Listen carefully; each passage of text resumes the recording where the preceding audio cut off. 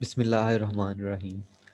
जी viewers, अब हमने discuss करना है डिस्कवरी ऑफ न्यूक्लियस को। The nucleus was discovered by Rutherford in 1911 during alpha scattering experiment on gold foil. उन्होंने क्या किया कि गोल्ड फॉइल लिया एक, उन पर अल्फा पार्टिकल को स्कैटर किया, बम्बार्ड किया।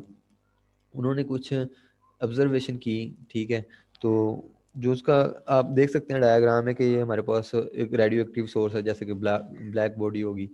तो इनमें से जब अल्फा पार्टिकल्स गए गोल्ड फाइल पर टकराने के बाद, कुछ तो कुछ ज़्यादा तादाद में वो सीधे गुजर गए, कुछ डिफ्लेक्ट हो रहे हैं थोड़े से एंगल पर, और कुछ जो हैं बैक आ गए हैं बिल्कुल डिफ्लेक्ट होने के बाद, ठीक है। डिफ्लेक्ट हो गए हैं वो। तो जो कुछ उन्होंने देखा कि जो ज़्यादा गुजर गए हैं, most alpha particle travel through the file undeflected. उन्होंने देखा कि जो atom is a mostly empty space,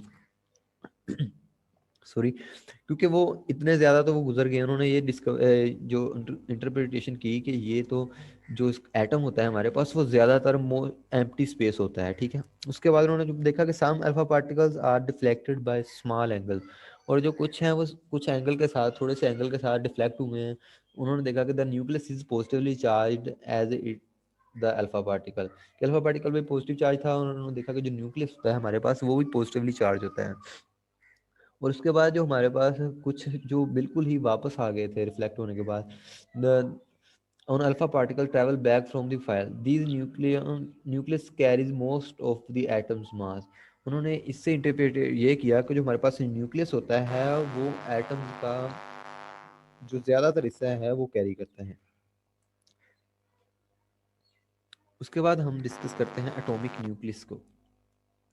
ji, atomic nucleus जैसा कि आपको ये डायग्राम देख सकते हैं, उसके जो सेंटर में ये मौजूद होता है, ठीक है। Atomic nucleus is a small dense region consisting of protons and neutron and the centre of an atom, at the centre of the atom. ये हमारे पास एटम के सेंटर में मौजूद होता है, ठीक है।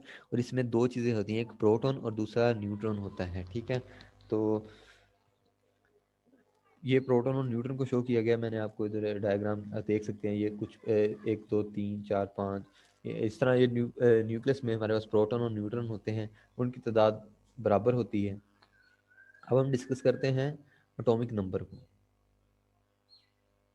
ये atomic numbers, the number of protons inside the nucleus is called atomic number और charge number of an atom and denoted by Z. जो हमारे पास न्यूक्लियस होता है उसके जो सेंटर में मौजूद प्रोटॉन की तादाद होती है उसे हम एटॉमिक नंबर कहते हैं, और उसको कैपिटल जी या कैपिटल जेड से शो करते हैं। The total charge of any nucleus is Z multiply by ई।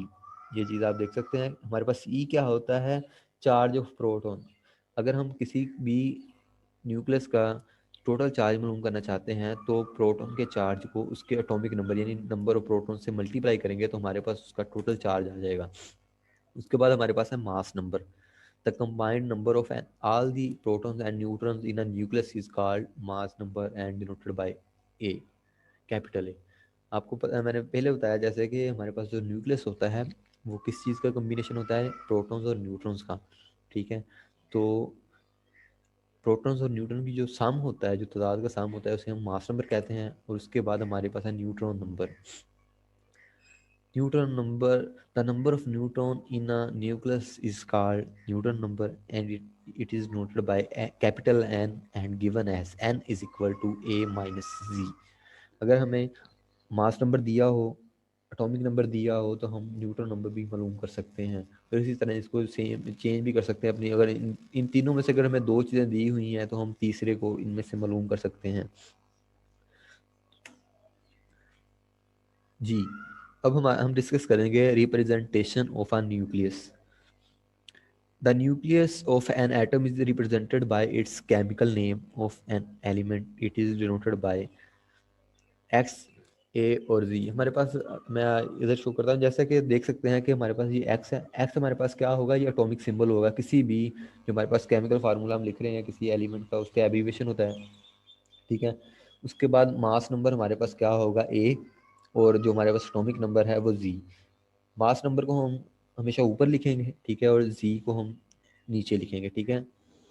और ये हमारे पास किसी भी एलिमेंट एटॉमिक सिंबल जो है उसके लेफ्ट साइड पे हम इसको लिखेंगे। जैसा कि आप कार्बन को देख सकते हैं, कार्बन में हमारे पास जो प्रोटॉन होते हैं वो 6 होते हैं, न्यूट्रॉन भी 6 होते हैं और इलेक्ट्रॉन भी 6 होते हैं। तो अगर आप देखें कि जो हमारे पास ए जी के है, हमारे पास प्रोटॉन की तादाद कितनी है, हमारे पास 6, ठीक है। और न्यूट्रॉन की भी 6 है। प्रोटॉन और न्यूट्रॉन का सम को हम मास नंबर कहते हैं, और मास नंबर 6 और 6 12, और इसको हमने ऊपर लिख लिया है, ठीक है। उसके बाद हमारे पास है size of a nucleus. Nucleus का जो साइज है ना, आप देख सकते हैं, अगर हम उसको कंपेयर करें ना एटम के साथ, तो वो बहुत ही छोटा है। जैसा कि हमारे पास अगर जो न्यूक्लियस का रेडियस ऑफ एटम है ना, रेडियस ऑफ एन एटम, वो 10⁵ यानी 10⁵ गुना वो ज़्यादा होता है रेडियस ऑफ न्यूक्लियस के।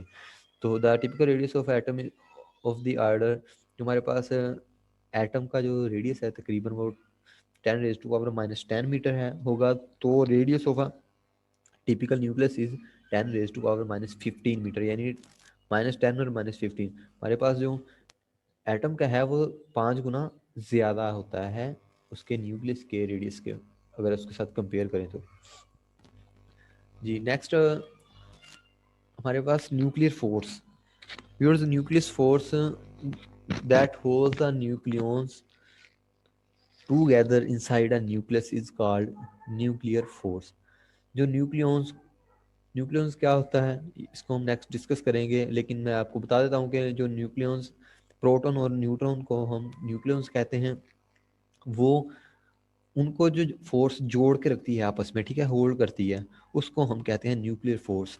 Nuclear force does not depend upon the charge and the mass of nucleon, और ये इसके चार्ज और मास पर डिपेंड नहीं करती। It is a short range force.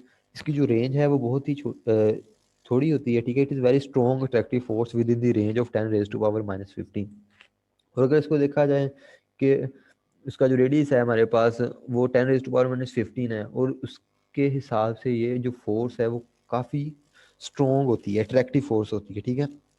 और ये आप देख सकते हैं, ये दो प्रोटॉन के दरमियान हो सकती है, दो न्यूट्रॉन के दरमियान हो सकती है, या प्रोटॉन और न्यूट्रॉन के दरमियान हो सकती है, ठीक है। Thank you. अपने दोस्तों के साथ भी शेयर कीजिएगा इसको अगर आपको अच्छी लगी हो वीडियो, क्योंकि ये नॉलेज हमेशा बांटने से ही बढ़ता है। तो खुद भी देखिएगा और अपने दोस्तों के साथ भी शेयर करिएगा। और किसी भी किस्म की कोई कन्फ्यूजन हो तो आप मुझे कमेंट सेक्शन में बता सकते हैं, तो मैं उसकी आपको हेल्प कर दूँगा। ओके व्यूअर्स, अल्लाह हाफिज़।